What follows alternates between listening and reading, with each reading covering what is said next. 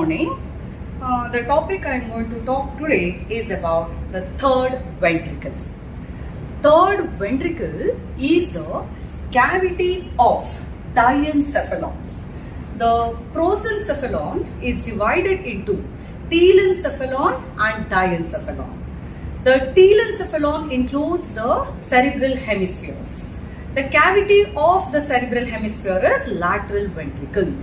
So as there are two lateral ventricles for the two respective cerebral hemispheres, the cavity of diencephalon is called as third ventricle. So this is the diagram to understand the boundaries of the third ventricle. This part is corpus callosum and this is the lateral ventricle. So usually the lateral ventricle will be covered by a layer. So this layer is septum pellucidum. And lowermost part, this is the fornix. So this part is the fornix. This area is the one which is showing the third ventricle. The boundaries can be understood as the roof, the floor, the anterior wall and the posterior wall. Coming to the anterior wall. So the anterior wall of the third ventricle is called as lamina terminalis. So lamina terminalis is the ventral wall or the anterior wall of third ventricle. So innermost cavity will be lined by ependyma. So this portion is the ependyma which is lining the inner wall of any cavity. So the anterior wall presents one of the commissural fibers. Commissural fibers are those fibers which will be connecting the two identical areas of the cerebral hemispheres. So along the anterior wall, you are going to appreciate the anterior commissure. So the ventral wall of the third ventricle presents the lamina terminalis and the anterior commissural fibers. This is the posterior wall. The posterior wall presents the presence of the pineal gland. The pineal gland is the one which will be attached by means of a ventral limb and a dorsal limb. The ventral limb and the dorsal limb of the pineal stalk, and this is the pineal gland which is also called as epiphysis cerebri. So what happens is, just like the anterior commissure fibers in the ventral wall, the ventral limb of the pineal stalk presents posterior commissural fibers. The posterior limb of the pineal stalk presents the habenular commissural fibers. And this is the pineal gland.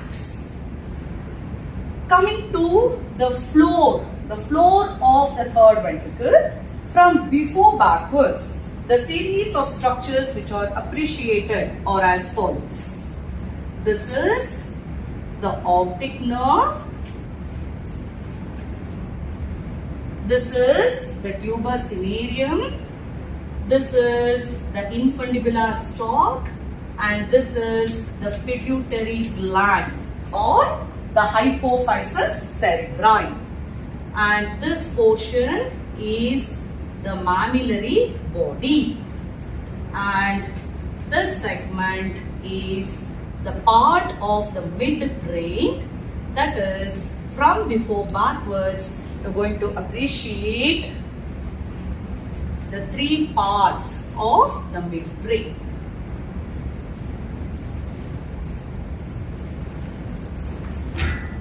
So from before backwards, the optic chiasma, the tuber cinereum, infundibular stalk, the pituitary gland, the mammillary body and the midbrain. So the ependymal layer which is lining the cavity presents series of recesses. So So the recess with respect to optic chiasma, this is called as optic recess. With respect to the infundibular stalk, this is the infundibular recess. And with respect to the posterior wall, there is presence of the pineal recess, the suprapineal recess, and the bulge which is appreciated along the upper part of the anterior wall. This is called as vulva. So this is the structures which are seen along the floor of the third ventricle. An imaginary line connecting the interventricular foramen of Monro to the cerebral aqueduct of Sylvius is what is known as hypothalamic sulcus. This hypothalamic sulcus divides the area of the diencephalon into a larger thalamus above and hypothalamus below. So what happens? The lateral wall of the third ventricle will be formed by the medial surfaces of thalamus above and hypothalamus below. So usually there will be interthalamic adhesions which will be connecting the two surfaces of the thalami. They will be traversing across the cavity of third ventricle. The roof of the third ventricle will be formed by the fornix. There is stela choroidea, as well as invariably series of the choroid plexus will be emerging out. So to summarize the third ventricle is the cavity of diencephalon. The boundaries of third ventricle are anterior wall, posterior wall, roof, floor and the lateral wall. The anterior wall is formed by lamina terminalis anterior commissural fibers. The projection called as vulva towards the uppermost part. The posterior wall is formed by the habenular commissure and the posterior commissural fibers which are present along the pineal stalk and the pineal gland. And the recess which is appreciated along the posterior wall, pineal recess and the suprapineal recess. The roof by the fornix, the tela choroidea and the choroid plexus. The floor from before backwards, it is by the optic chiasma, tuberculum cinereum, the infundibular stalk, pituitary gland, mammillary body and the parts of the midbrain.